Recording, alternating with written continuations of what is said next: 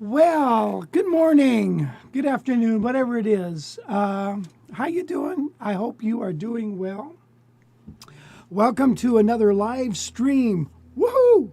Another live stream here, and thank you for joining me. I really appreciate it.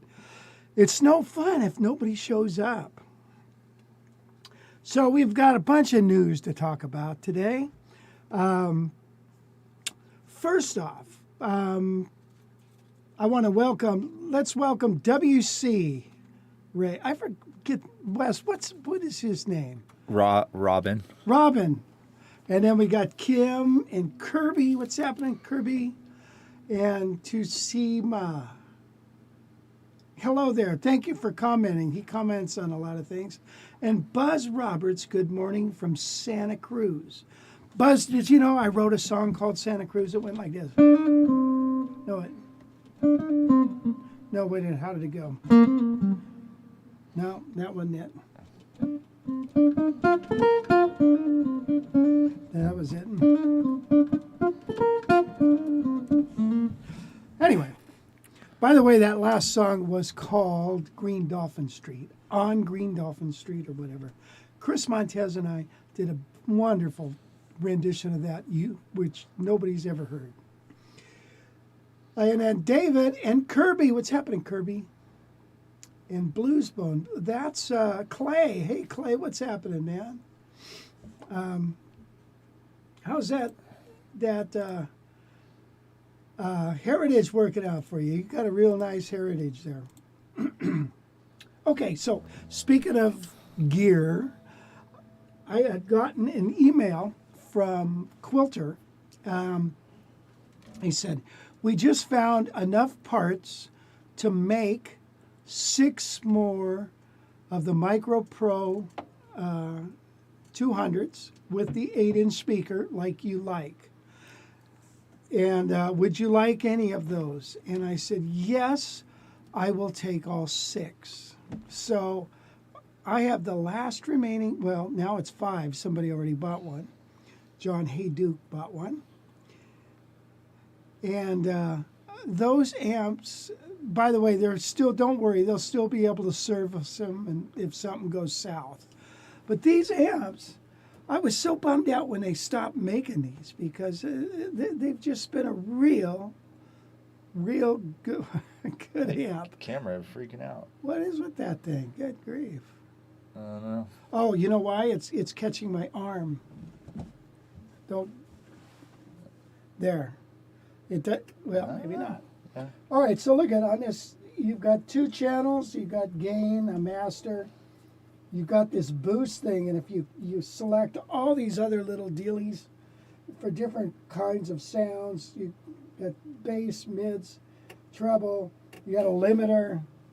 You got tremolo. You got reverb with dwell, and then you've got all these other kinds of sounds over here. So it's incredible amount of sounds. Of course, I only use 1, maybe 2 sometimes. And this is what it's being replaced with, which is the Cub. But you see, this Cub is a little bigger because it's got a 12-inch speaker and it's a little wider. I'm not saying that this is a great amp too, but this is the one that I really dig. And I've got 2 of them, one in my car and one in the studio. Of course, I got one of these, 2 in the Mark III, and I'll get amps coming out of my Yin Yang.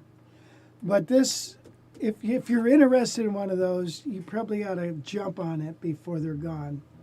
And I think they're really sweet little amps.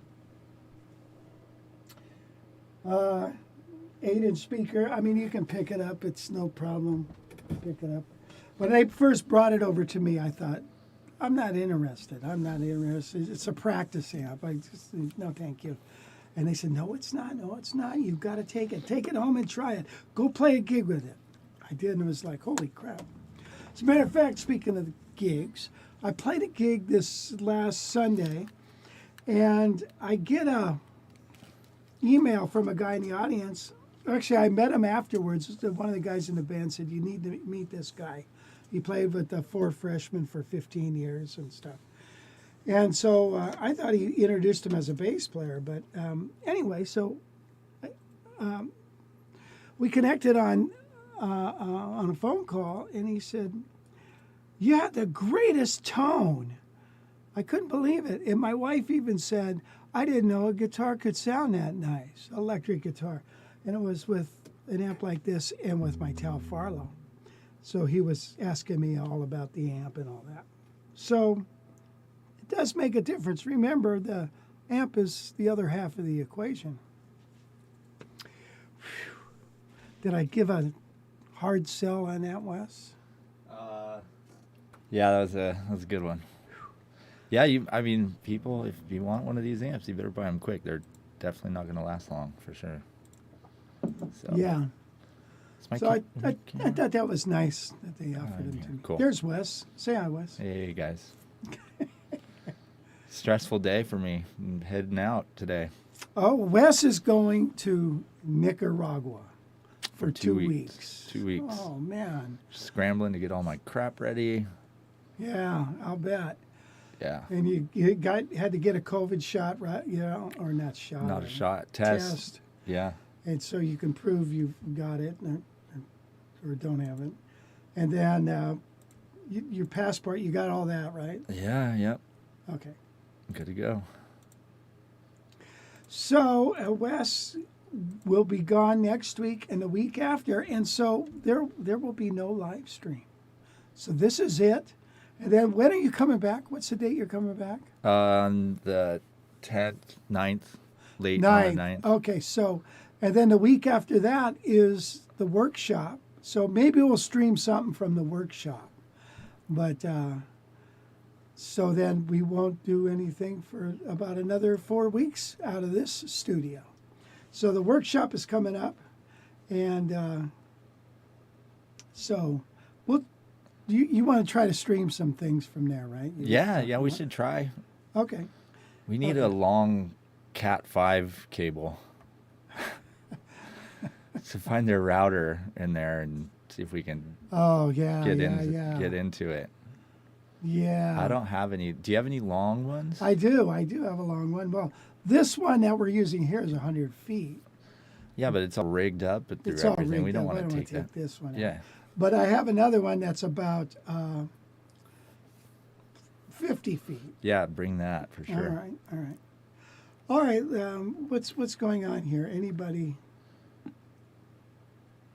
Let's see. Chris Connor, Rich, any experience using a George Van Epp string damper? No. Well, did that go up here? Is that where that is, or down in there or something?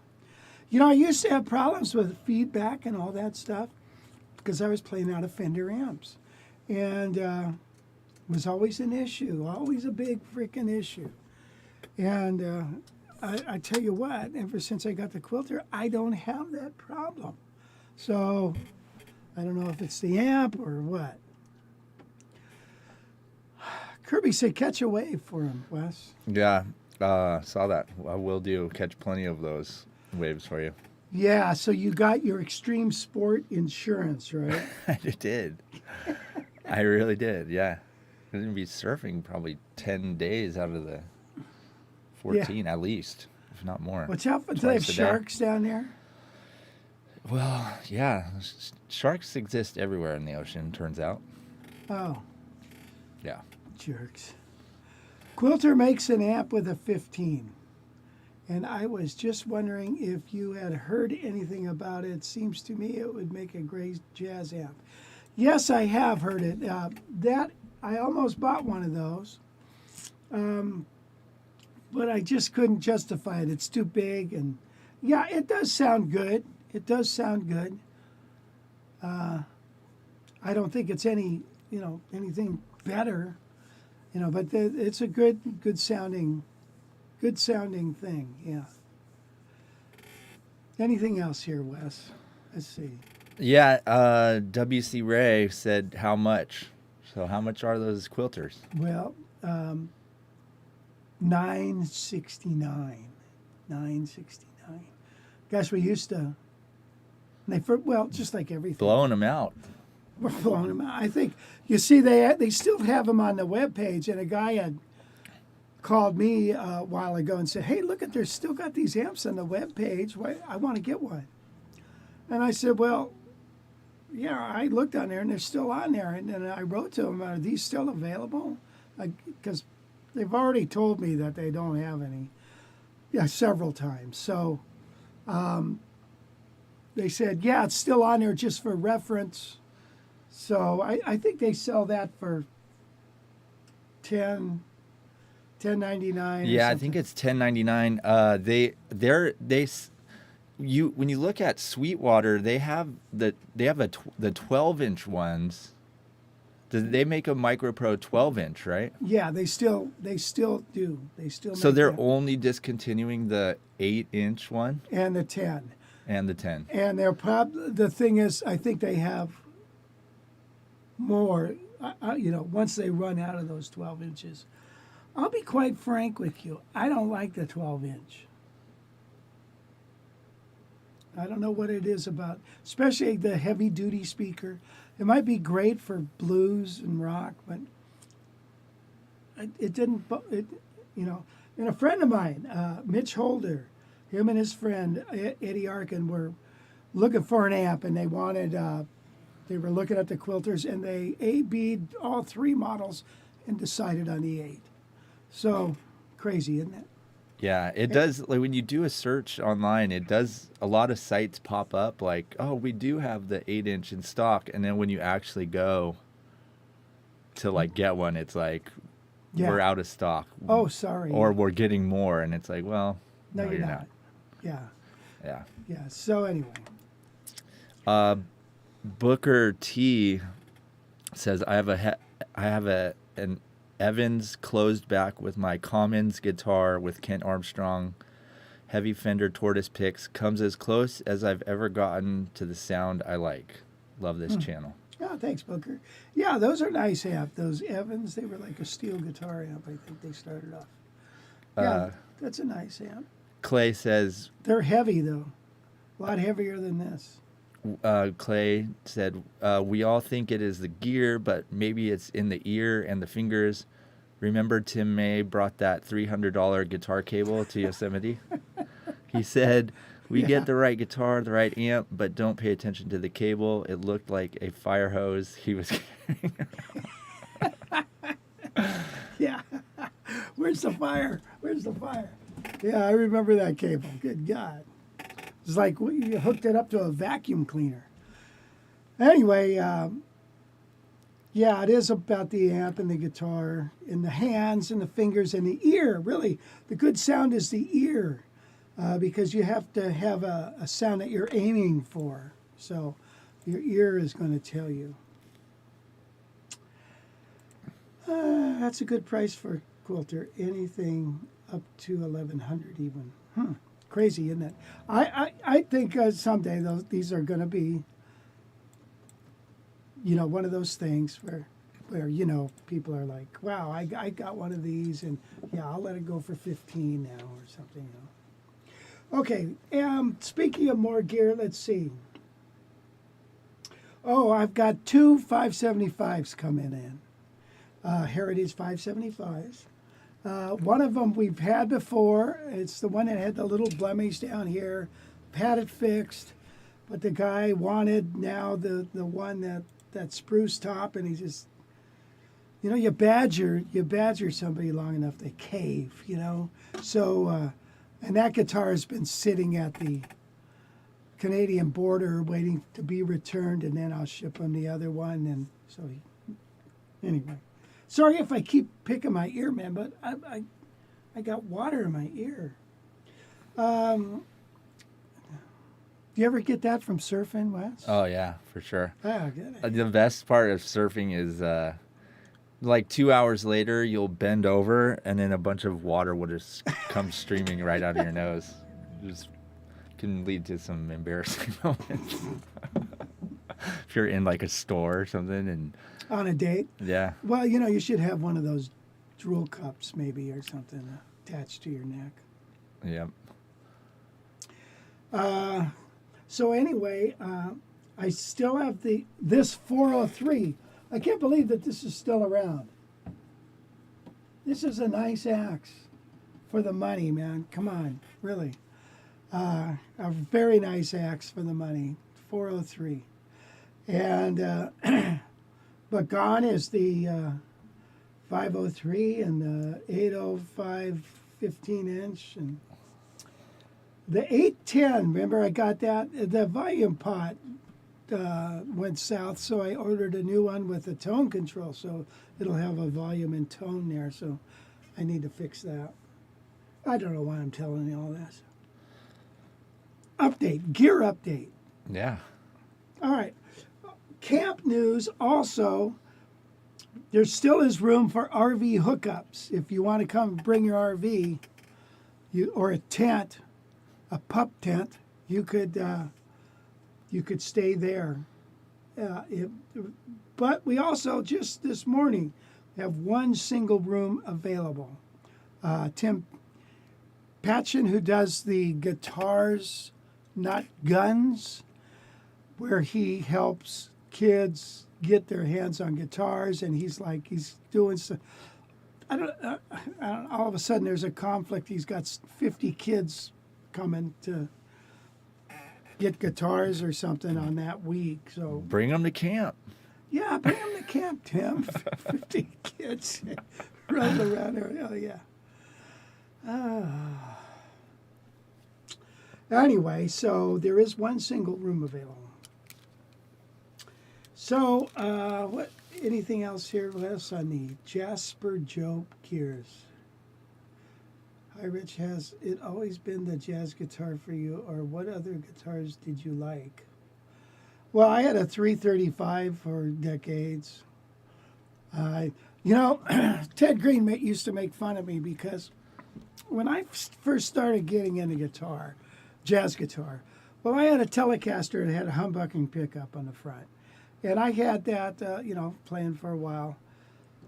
And I wanted to be able to learn how to pick. Now, back then they said, oh, don't let your hand touch the bridge or anything, you know, because I used to pick like most like everybody, you know, like this, you know.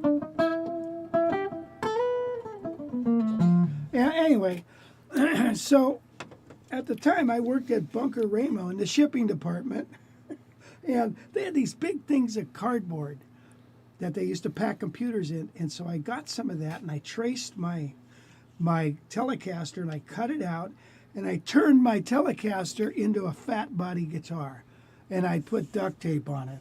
It's just so I could get the feel of that. And Ted would just shake his head.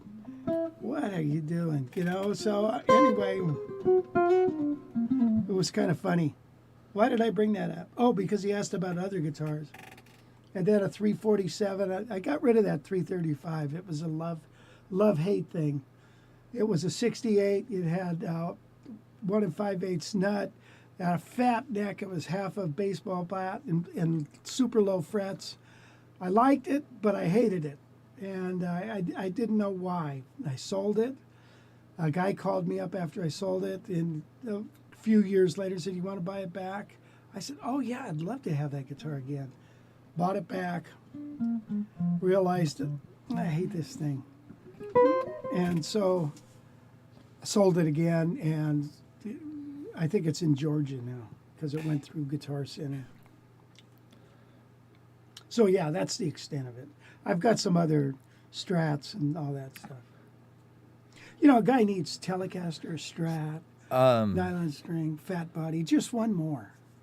Kim says, I use an old Roland JC77 jazz chorus. Works for me. Your opinion? Is that the one with the littler speakers, the little 8s or 10s instead of the 12s? Yeah, that it seemed to me, I always thought they were a little noisy. Maybe I had a funky one, but yeah, that works good. I've heard a lot of wonderful people play with that. Remember you had that orange Roland amp forever. Yeah. You played with that thing for so long. I had a Roland Cube amp. I remember I wanted one of those because it just had the sound it's supposed to. And finally got one. It was light. It wasn't like carrying around a twin or whatever. I think I had a Yamaha with the G100 then, with the 212s.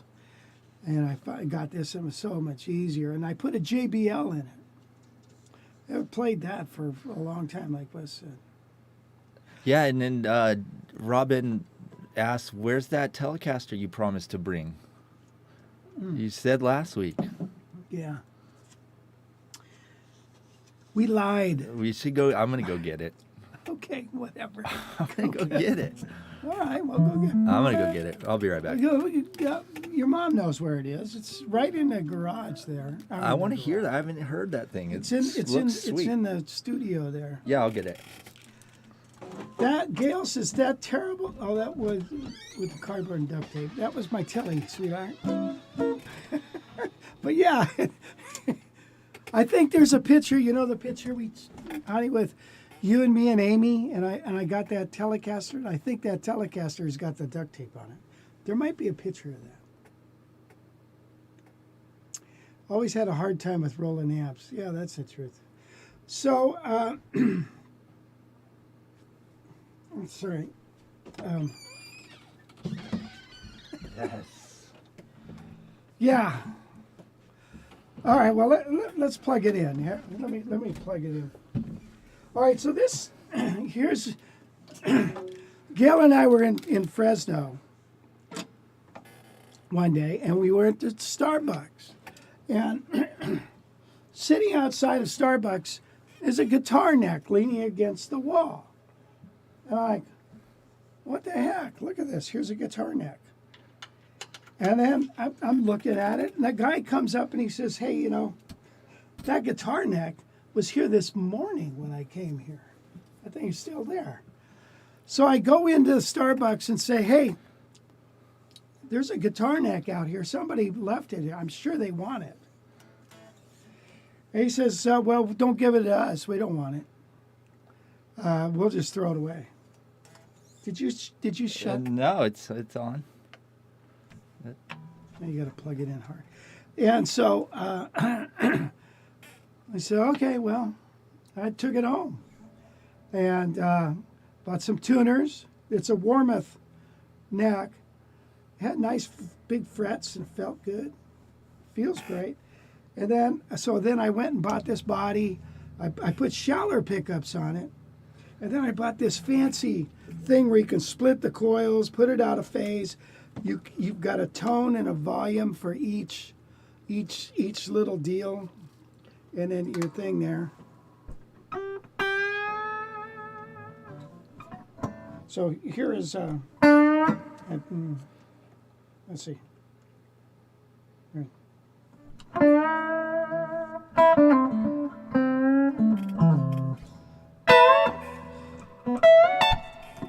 Yeah, so anyway, here we got them.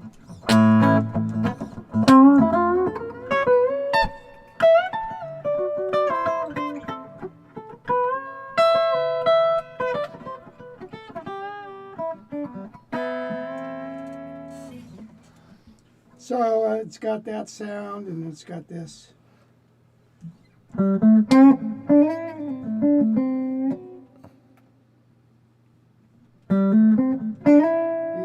You hit this button, out of phase. Almost a Strat sound, huh? Oh yeah, this is the coil splitter. Let's see one minute.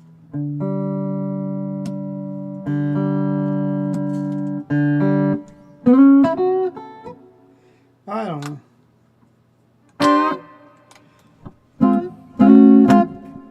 Let's see.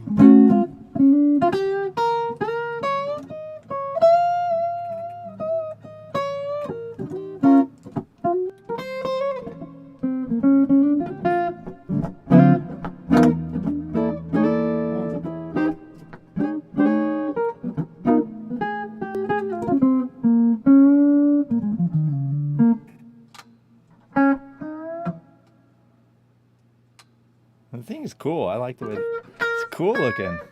Yeah, there's that.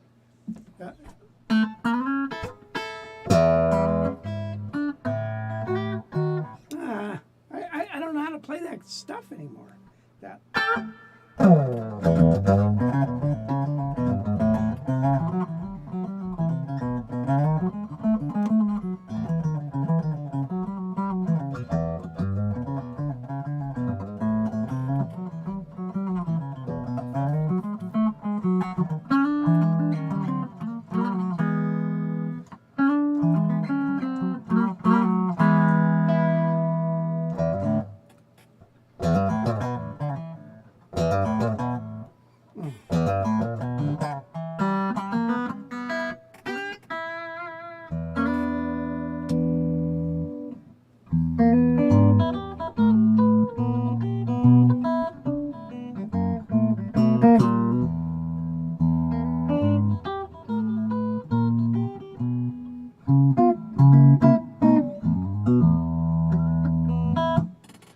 Sweet.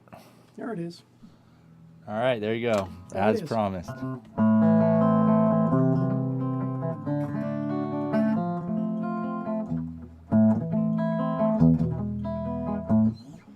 Yeah, there it is. Sweet. Help me. A guitar like this needs to have an amp. You know, it sounds funky going dry. I muted it. Oh, you did? Okay. So, but anyway, there it is. There it is. The great. What do you call this thing? See where I put the strap button? You see that? That's where I like the strap button. Just one of the screws of holds the neck on. I couldn't get the neck on right. I had to take it to friend of mine that's a tech that does great work, and he got the whole thing stuck together. I was lost with came down to soldering it all together and everything. Kirby asked, can a neck adjustment throw out the intonation? How does that work, adjusting the neck for string changes? Yeah, I can, but it's minute. It's totally minute. You know, you only turn the nut an eighth of a turn. I mean, at the most. I mean, just a tiny little bit is all it takes. Clay, Always check your intonation because this can shift around. You know, it's movable. Clay has a great name for that guitar there. Oh, he does? The Starbuck caster. Oh. They get a Starbucks sticker for that. That's a great one. I love that. That's great. Nice sex addict. I didn't know somebody would actually confess to that. That's his name, sex addict. I've seen you on comments. Yeah, he before. always joins us on here. I know. That's a funny name. Anyway. Jim, that telly has a whammy bar, question mark? Yes, it does. But the problem is when you set the whammy bar in there, it hits these tone controls. So you gotta, Need a custom one or something? Well, you'd have to do a custom one, or at least just, yeah. Oh, right, yeah, I see. You can't put it in the case with that on there. It's no big deal. So anyway, there it is. It's kind of funny. That guitar. They're fun, but you know, slinky strings, I don't know what to say, but slinky strings are fun to play, but they sound like crap. And on these high strings, so, you know, like Stevie Ray, he tuned down, right? I don't know if Joe Bonamassa tunes down. I don't think he does. I don't know for sure. But he gets a nice fat sound out of those high strings. I don't know how you do it. It's got to be amplifier thing, you know, or distortion. So, by the way, you know that clone of the Kron pedal? Yeah. Stu Mack has got one of those on sale for $99. It's a kit, and I was going to give you the link for that, but it's a kit for $99. You can build yourself a $7,000 pedal.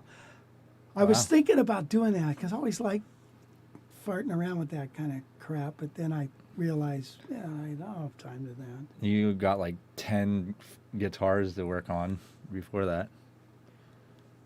Yeah.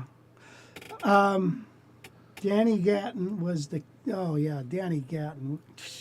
Great. And who was the other guy? Roy Buchanan. Holy cow. Wonderful players. Speaking of wonderful players, we lost Tom Bresch. Every time, you know, every other day you hear something bad. But Tom Bresch passed away.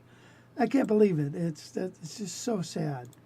What a picker, man. And we have a nice little interview we did with him. God, what do you think that was? 10 years ago, 15? Oh, easy. It was early 2000s, I believe. Something. So 5 years ago. So yeah, good grief. Gosh, I couldn't believe that Tom passed away. Yeah, here, let's show this little clip of him. Oh, good. Okay. It's he is a good picker here. Check this out. Give you the abbreviated version here.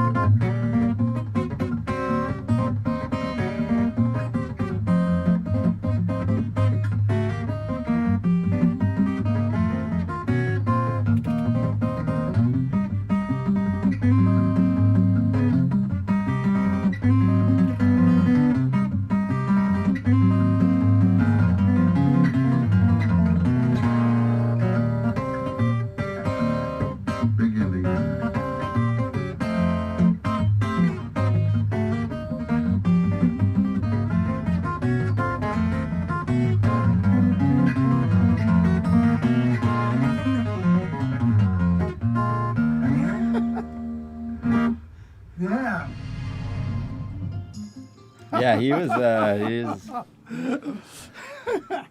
Yeah, so we have that interview, that whole thing. That'll be posted tomorrow on our YouTube, so you guys can watch it. It's good. Yeah, be sure It's to watch interesting. I actually watched it. It was pretty good. I watched it last night. It was fantastic. Yeah, Wes, you did a great job on that.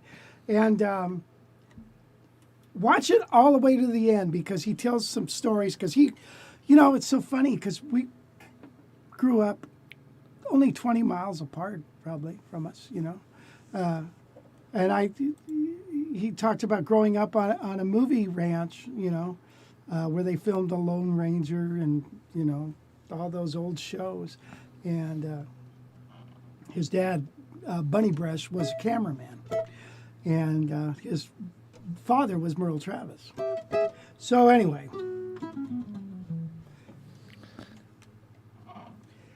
So be sure to watch that. It's sad to hear, but nobody's getting out of here alive.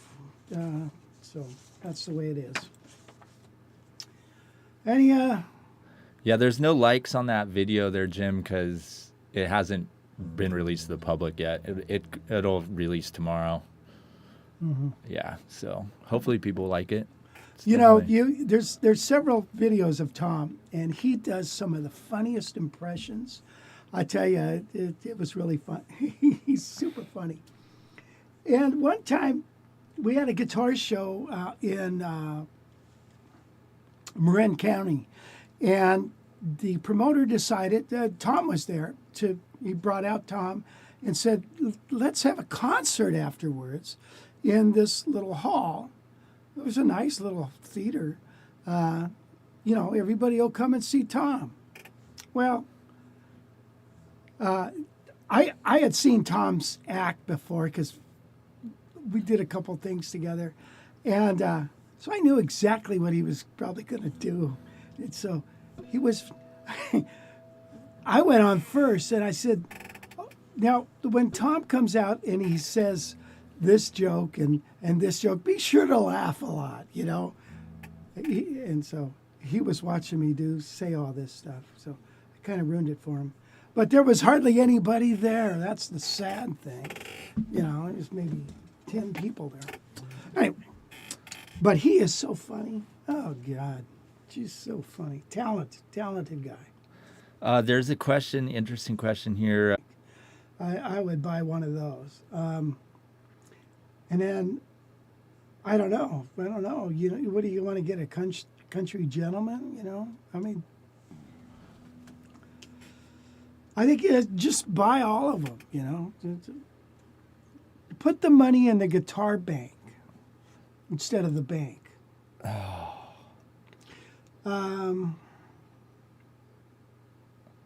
I feel like we got knocked offline again.